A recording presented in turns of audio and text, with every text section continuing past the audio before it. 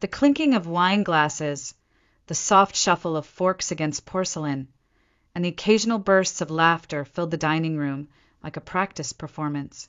It was their anniversary, 50 years of Gerald and Ruth Evans, and the house was packed with relatives, neighbors, and old friends who never stayed long enough to see what happened when the curtains fell.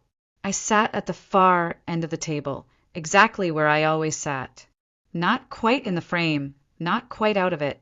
The room was warm with candlelight, the chandelier above scattering soft shadows across the oak table.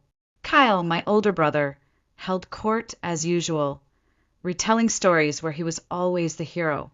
My mother giggled at all the right moments, eyes bright with pride. My father? He didn't even look my way. He hadn't said a word to me since I walked in. Just a tight nod that might have been a blink if I hadn't paid attention. I tried to smile through it. I had told myself this dinner would be different. I had bought a new dress, one that felt like strength, not softness. I had even brought a small gift, an old photo of our family, restored and framed in polished walnut. It sat unopened beside the centerpiece, like I hadn't handed it over an hour ago. I was about to excuse myself quietly when my father's voice cut through the room. "Don't pretend you matter to us." The sentence hung in the air like smoke. Slow, suffocating. Then he added, without even turning his head, "You're just here because your mother insisted." Every fork paused midair. My chest tightened. My hands curled in my lap to keep from shaking. But the worst part wasn't the words themselves. It was how normal they felt. Like they were part of some unspoken script I'd memorized since childhood. Like I should have seen them coming. Kyle let out a short laugh, then muttered, "Honestly, we forget you exist half the time." I looked around. No one moved to stop him. No one said my name. The same faces I knew all my life, and not one of them looked surprised. The heat in my chest rose, so quickly I thought I might choke on it. But no tears came. Not this time. Instead, I reached for my glass of water, tapped the rim with the handle of my fork. Once. Clear and deliberate. The room fell silent. Even Kyle's grin faltered. "I won't take much of your time," I said. My voice was steady, almost too steady. "Just 3 sentences." I stood up slowly. My knees didn't shake. My hands didn't flinch. My heart pounded, yes, but it wasn't fear. It was certainty. The kind that only comes when you've been silent for too long. Every eye turned to me now. Even my father finally looked. He raised an eyebrow, like I was about to embarrass myself again. I held his gaze. The first sentence came out quiet, but it landed like thunder. "I have loved this family with every part of me that you decided wasn't good enough." Someone exhaled sharply. I didn't know who. My mother blinked. Her smile faded like a smudge on glass. I let the silence breathe, just long enough. Then I spoke the second sentence. "And after tonight, you will never have to pretend to remember I exist again." Kyle shifted in his seat. My father leaned back, arms crossed. But for the first time, he didn't look bored. He looked unsettled. I didn't say anything else. Not yet. I placed my glass down, turned slowly, and walked away from the table. No one called after me. Not yet. Not until I reached the front door. My mother's voice finally cracked the air, soft, pleading. "Jordan." I didn't stop. My father's fist hit the table with a sharp thud behind me. Kyle muttered something, but I was already gone. I opened the door. Cold night air brushed my skin like relief, like release. Then I turned my head just slightly over my shoulder. No drama. No yelling. Just 3 final words. "Take care, because you won't get another chance to take care of me." And I closed the door behind me. The wind outside bit at my cheeks as I stepped off the porch, but it felt less harsh than the chill that had just settled inside me. I didn't have a coat on. I hadn't planned to leave that early. I had planned to stay, to try to be seen. Maybe that was the saddest part. After all these years, part of me still believed there was something I could do to finally earn their love. I walked down the graveled driveway, the stones crunching under my heels like tiny bones. It was the same path I used to run on as a little girl, barefoot, with scraped knees, chasing after Kyle even when he never looked back. I always thought if I ran fast enough I'd catch up, that maybe he'd wait. He never did. That night, memory after memory rose to the surface, uninvited but sharp like glass through skin. I remembered being 10, standing by the living room window, holding a handmade card for Father's Day. I had spent hours on it, drawing a picture of us fishing together, even though it had only happened once. I stood there all day waiting. He never came home. When I asked the next morning where he'd been, he said, "Work comes first. You'll understand when you grow up." But I did grow up, and I still don't understand. I remembered my 12th birthday. My mom asked if we could keep it simple this year. She baked a lopsided cake and bought me a book from the discount bin, while Kyle got a surprise party with 20 kids, pizza, balloons, and a brand new bike the year before. When I asked why he got so much more, she smiled tightly and said, "Kyle's more social, sweetie. It's different." I remembered my high school graduation. I walked across the stage in a cheap cap and gown I paid for myself, scanning the crowd for familiar faces and found none.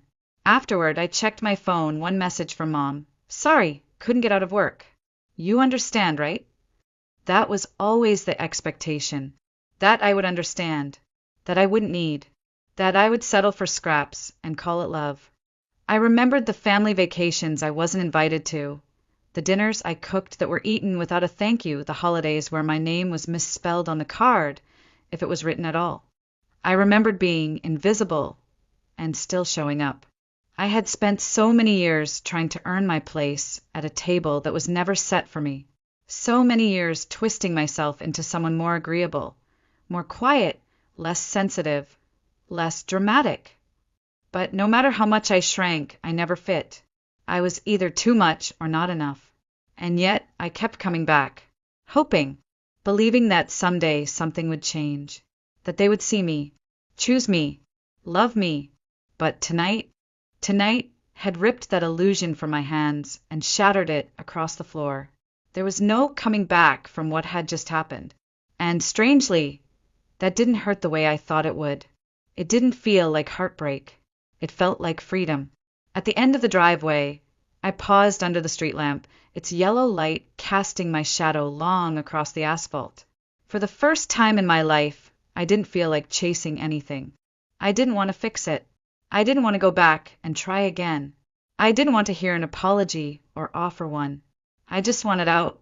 I looked up at the house, so warm, so loud, so full of everything I had wanted for so long. And yet it had never felt like home. Not even once. I turned away.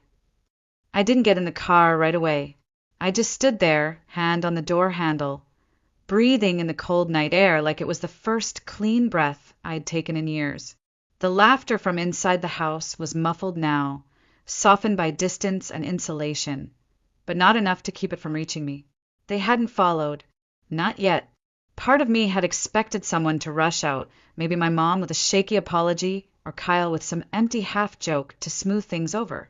But no one came, and that silence said everything I needed to hear. I slid into the driver's seat, shut the door, and sat in the stillness. The engine was off. The world outside was frozen in that eerie stillness only small towns get on winter nights. It was like even the wind was holding its breath. I stared at my reflection in the rearview mirror.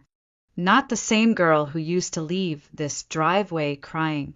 Not the girl who waited on the porch for a father who never showed. Not the girl who lowered her voice, her needs, her presence to keep peace that never included her. This version of me, she was done. My phone buzzed once. Then again. A text. Probably Mom. I didn't check. I reached over, put the phone in airplane mode, and tossed it into the glove compartment. If it rang again, I didn't want to hear it. Not tonight. Not ever, maybe. I turned the key. The engine hummed to life.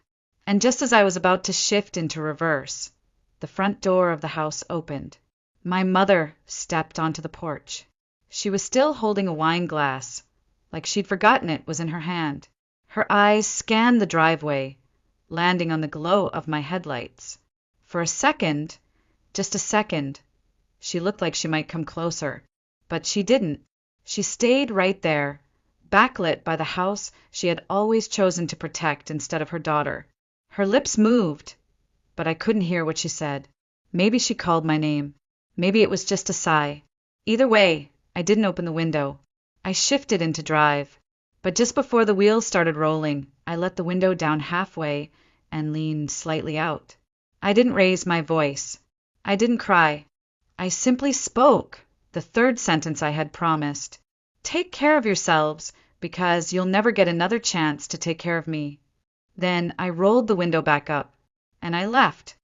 No horns, no screeching tires, just the quiet crunch of gravel beneath my tires as I pulled away. I didn't look back. Not when my father slammed the door behind my mother, rattling the siding. Not when Kyle shouted something unintelligible from the porch. Not even when the house finally disappeared from my mirror.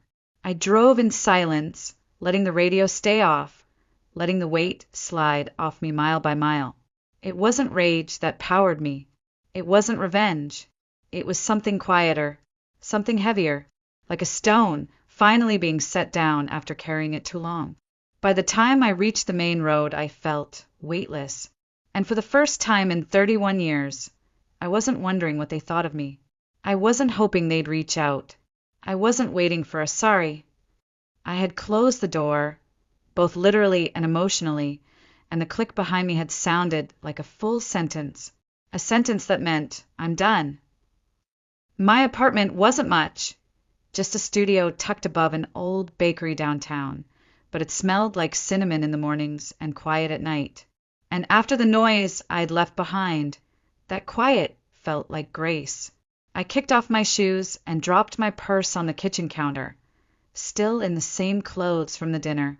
My coat hung untouched by the door. I didn't cry. I thought I might. I thought the adrenaline would crash and leave me curled on the floor, sobbing for what could have been. But the tears never came. Just a strange, slow warmth, like my body was finally thawing after decades in the cold. I poured a glass of water, sat on the edge of my bed, looked around at the space that was entirely mine. There were no family photos on the walls, no heirlooms, no inherited furniture. Just books I loved, messy notes taped above my desk, a houseplant I kept forgetting to water, and a second-hand lamp that cast the room in soft amber light. It didn't look like much, but for the first time it felt like home. The silence was thick, but not heavy, not hostile. It wasn't the kind of silence I'd grown up with, the kind that punished. This was different. This silence was permission. Permission to rest. Permission to be. I curled up under the quilt my college roommate had given me years ago and let the weight of the night settle in. I thought I might sleep restlessly, but instead, I drifted off faster than I had in months, maybe years. The next morning, I made coffee slowly like it was a ritual. I didn't check my phone. I didn't open emails. I just sat by the window, steam curling up from the mug in my hands, and watched the street below come alive. People heading to work. Kids laughing in puffy jackets. Shopkeepers unlocking their doors. The world kept moving. And for once, I didn't feel like I was missing anything. But the ache still lingered, not for them, not really. For the idea of them. For the fantasy I'd clung to, that somewhere deep down, my parents loved me in a way they just didn't know how to express. That if I was patient enough, quiet enough, good enough, they would finally turn toward me. I had spent so long living in that fantasy, I hadn't realized how much it was costing me. That night at the dinner table hadn't destroyed me, it had freed me. Because once the illusion shattered, all that was left was the truth. They didn't see me. They never had. And I didn't need them to anymore. I got dressed and stepped outside into the crisp Vermont air. The city felt different that day, not softer, but less urgent. Like I wasn't racing to catch up to anyone else's expectations. Like I finally had the space to ask, what do I want? I didn't have answers yet, but for the first time I had the question. Later that afternoon, I found myself wandering into a small bookshop I used to love in college. The owner, a woman named Grace, still recognized me. She didn't ask where I'd been. She didn't mention family or holidays. She just said, "Glad to see you again," and let me browse in peace. I picked up a journal, a simple one. No flowers, no quotes, just a blank cover and empty pages. At home, I wrote the first sentence on the first page. I don't owe anyone my silence ever again. That night, I lit a candle, sat cross-legged on the floor, and wrote until my hand cramped. Not about them, but about me, my thoughts, my fears, my dreams. I didn't need anyone to read it. I just needed to hear myself for once. And in that small, flickering light, something inside me shifted. I was no longer the invisible daughter. I was just Jordan, and that was finally enough. A few days passed, then a week. Still no calls, no messages, just the same hollow silence I had always received, only now it felt intentional. And this time it didn't hurt. There was a strange comfort in the quiet, not because it meant anything had changed, but because I no longer saw silence as punishment. I saw it as proof that I had stepped away from something toxic and it hadn't come chasing after me. One evening, I unlocked my phone and opened the family group chat. Still there, still named Evan's Crew. It had been weeks since anyone said a word. The last message was a meme Kyle sent about football. No replies, no reactions, just empty blue bubbles floating in digital space. I stared at it for a while. My name was still listed, still included, but that inclusion meant nothing. It never had. My thumb hovered over the screen, and then, without fanfare, I tapped Leave Group. "Are you sure you want to leave this conversation?" "Yes." The screen blinked. Then it was gone. I exhaled. No trumpets sounded. No dramatic swell of music. Just peace. A soft, honest kind of peace that filled the spaces where guilt used to sit. I had left the conversation years ago. This was just the final click. I made tea, pulled a blanket over my legs, and opened my journal. At the top of a fresh page, I wrote, "Sometimes healing is the absence of noise." Then I opened my laptop and dug through old photo folders. I wasn't looking for anything in particular, just following a thread. After a few minutes, I stumbled across a picture I hadn't seen in years. It was from a family barbecue. Some cousin's birthday, I think. In the photo, everyone was crowded around the table, arms around each other, laughing. And there I was, off to the side, sitting alone on the edge of the patio, half in shadow. Forgotten, barely in the frame.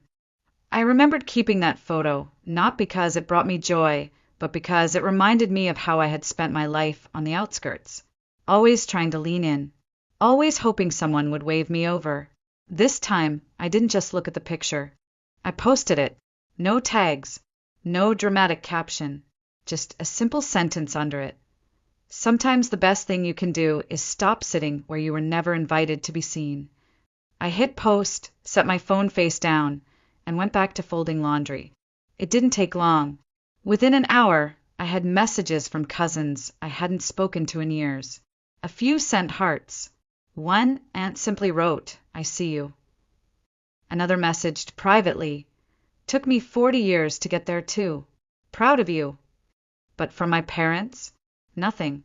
From Kyle, nothing.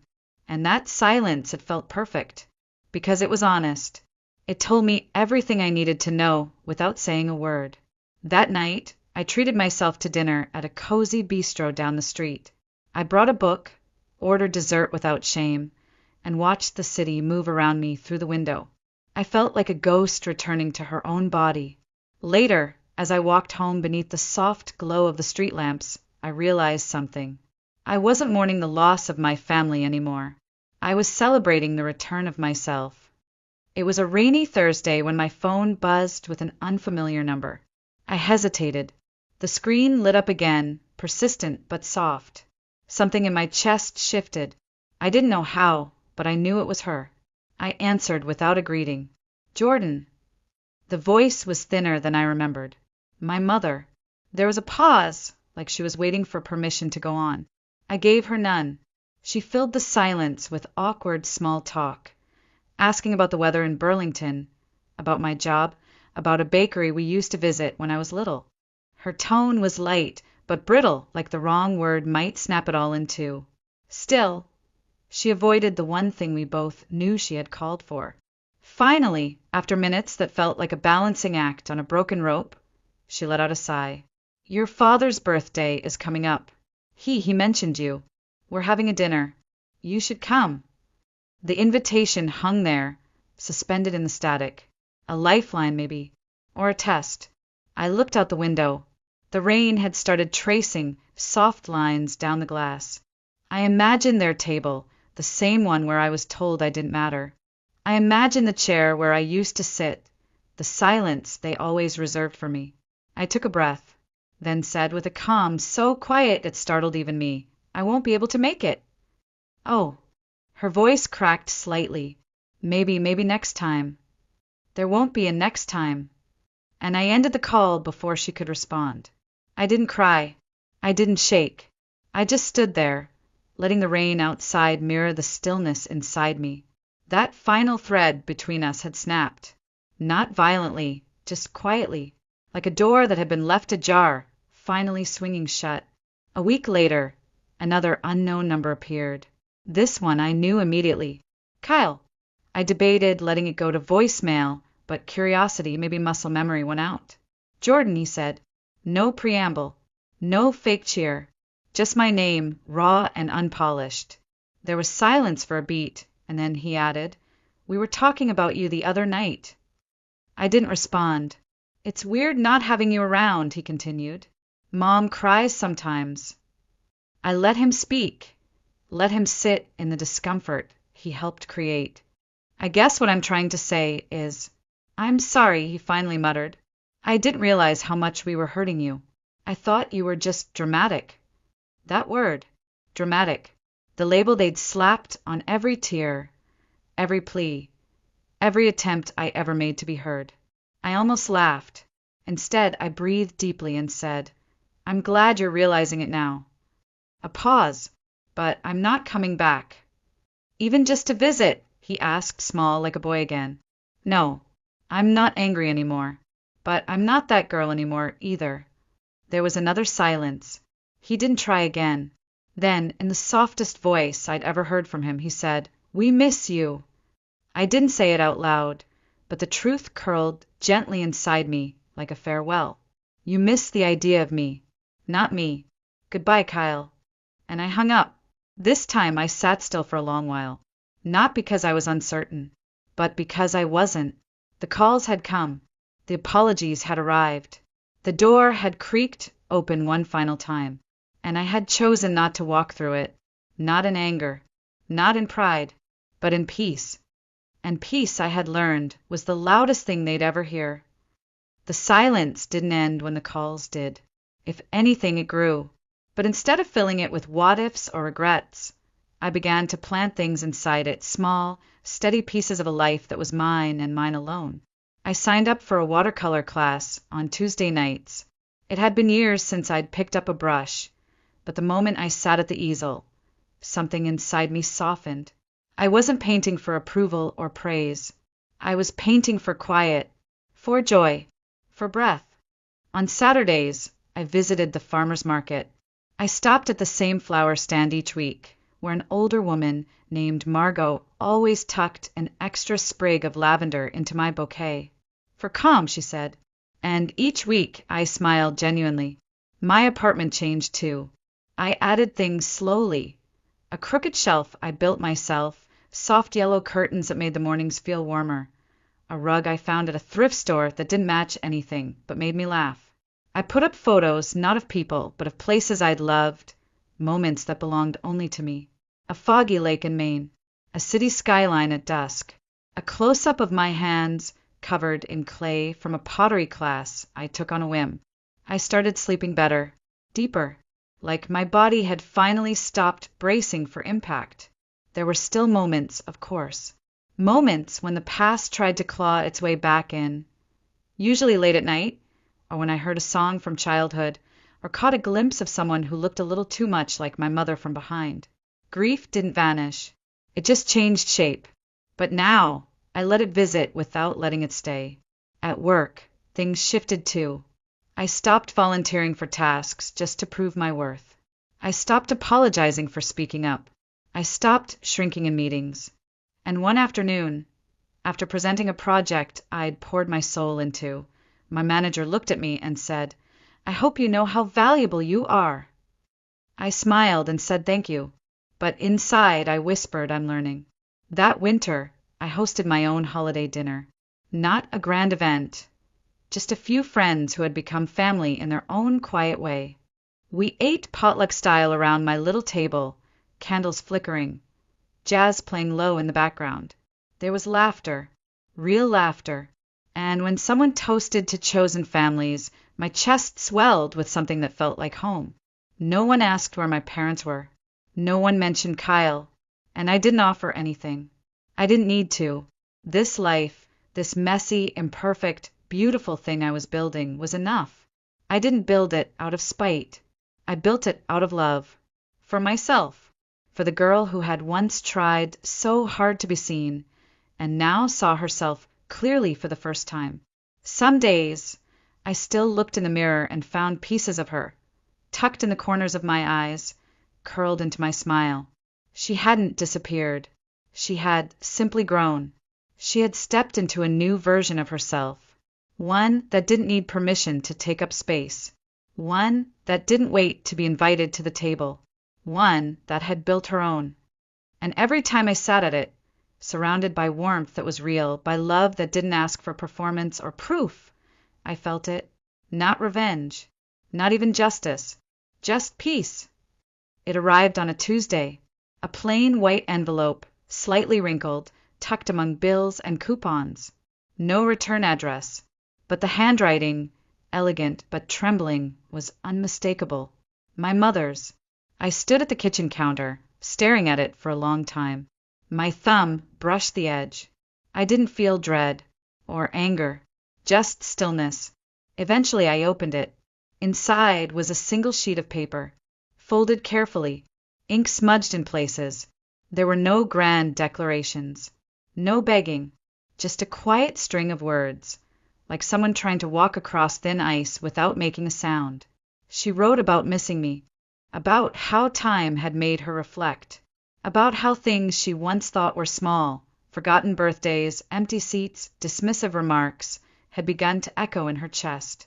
She said she wished she had been braver, that she had spoken up more, that she had loved better. She said she hoped I was doing well, and that I had found peace. And at the very end, one line stood alone, written in slightly shakier script. I don't expect forgiveness. I just wanted you to know I see it now. I folded the letter slowly, placed it back into the envelope, and then I sat, not overwhelmed, not broken, just present, because I knew that letter wasn't really for me. It was for her, a way to unload a guilt that had finally started knocking too loudly, a release valve for a pressure she'd ignored for decades. And maybe that was enough. But I didn't write back, not out of bitterness, not out of spite, but because I no longer owed explanations to people who had once looked straight through me. I didn't need to help her feel better about what she hadn't done. I didn't need to reopen wounds just so she could understand how deep they had gone. Sometimes silence is the kindest closure. Later that evening, I made tea and sat by the window, watching the snow fall in slow spirals beneath the streetlights. The letter rested on the coffee table beside me, untouched, unanswered. I thought about the girl I used to be, the one who would have clutched that letter like a lifeline, who would have read it again and again, dissecting every word, hoping it meant things could go back to the way they were. But I didn't want things to go back. That version of me was gone. And in her place was someone who had survived, someone who had chosen herself. I picked up the envelope and tucked it into a drawer, not to hide it, but to place it where it belonged in the past. Then I lit a candle, the same one I always lit when I needed grounding, and I whispered, not for anyone else to hear, "I'm not angry. I'm free." There was no celebration, no cathartic sobbing, just a quiet acceptance that felt heavier and holier than anything I'd ever known. And in that stillness, I made a promise to myself. I would no longer carry other people's shame. I would no longer make room at my table for those who once told me I didn't belong. I would live a life so full, so rich with honesty and peace that no apology, late or otherwise, would ever be needed, because I had already given myself everything they couldn't, and that, in the end, was the truest closure of all. Months passed, and with every one of them, the distance between me and the life I left behind grew wider, quieter. The chair I once occupied at family dinners, still empty, I imagined. My name, once tossed around as the punchline to jokes, now lingered in awkward silences. The space I left behind didn't just vanish, it expanded, echoed, asked questions none of them could answer. But I didn't have to be there to witness it, because my absence had become its own kind of presence.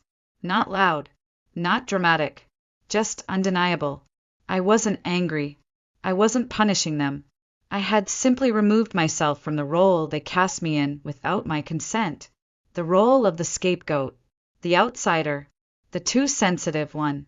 And without me, the script no longer worked. There was power in that. More power than I'd ever found in confrontation. More than any slammed door or shouted monologue could have given me. I used to think closure meant mutual understanding. A hug, a tearful apology, a dramatic reunion where everyone saw the light and welcomed me back with open arms. But now I knew better. Closure was choosing not to explain, not to perform, not to hope. It was lighting a candle, cooking dinner for one, and dancing barefoot in my kitchen while the world outside went on. It was taking up space in a life I had built with my own hands, and not looking over my shoulder to see if they approved. One chilly evening, I walked into a quiet cafe tucked between two bookstores downtown, a place where no one knew my name, where no one expected anything from me. I ordered a cappuccino, sat by the window, and watched the world drift past in reflections and raindrops. I stirred the foam slowly, letting the heat warm my palms. No phone in my hand, no ghosts in my chest. I felt whole, not because someone told me I mattered, but because I had stopped asking. Somewhere behind me, a couple laughed. Someone else hummed along to the music overhead. And I, just me, sat still without ache or urgency. The past felt far away now, like an old dream that no longer fit. I didn't miss them. Not really. I missed who I had wanted them to be. I missed the family I'd invented in my mind to survive the one I had. But grief had softened its grip, and in its place was something steadier, gratitude. Gratitude that they had shown me exactly who they were. Gratitude that I had saved myself. Gratitude that the silence I once feared had become my sanctuary. Not long after that, I received another message. A letter, this time from an aunt I hadn't spoken to in years. She said she heard about what happened. Said people were talking, whispering, wondering. And I smiled, because they could wonder all they wanted. They could spin stories, trade blame, rewrite memories. But the truth didn't live with them anymore. It lived here, in the life I had built, in the voice I had reclaimed, in the space I had chosen. And it spoke loudest in the one thing they could never control, my silence. Sometimes the most beautiful revenge isn't revenge at all. It's walking away so completely that they can't even recognize who you've become. It's living so fully that their absence feels like relief. It's building a life so rooted in self-worth that no one gets to shake it again. And I had done it, not for them, for me. I had finally, fully chosen myself,